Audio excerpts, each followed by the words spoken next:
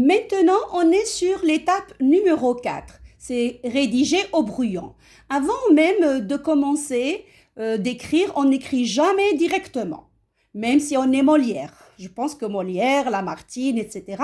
faisaient des brouillons. Voilà. Donc, dans cette étape, il faut faire un plan précis et respecter le plan jusqu'à la fin.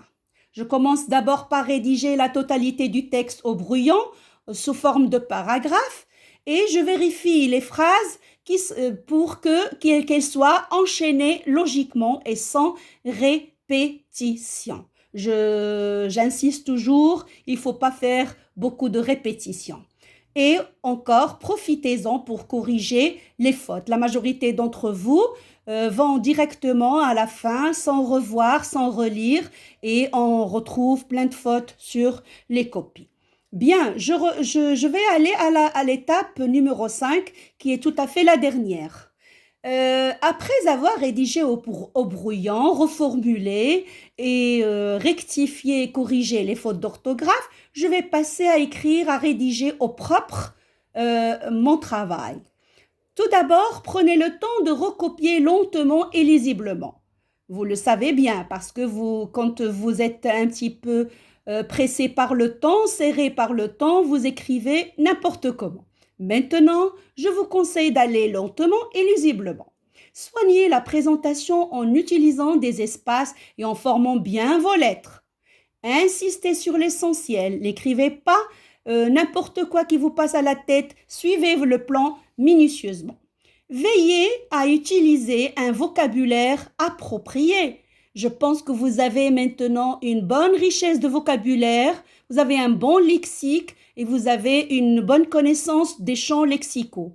Dans une langue correcte, comme je viens de dire.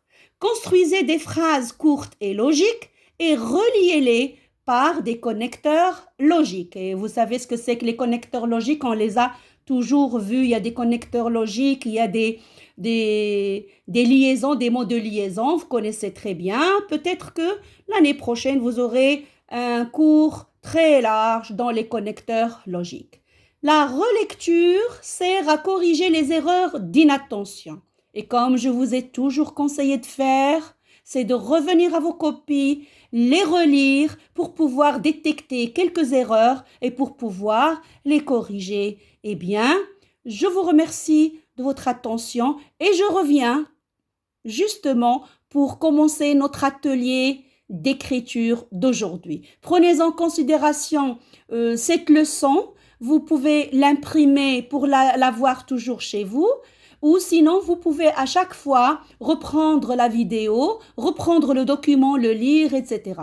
Mais le plus important, c'est de copier le plan avec les 3 segments, introduction, développement, conclusion que vous devez écrire sur votre cahier. C'est ce plan-là qui est plus important dans toutes les rédactions que vous allez dorénavant faire pendant tout votre cursus scolaire.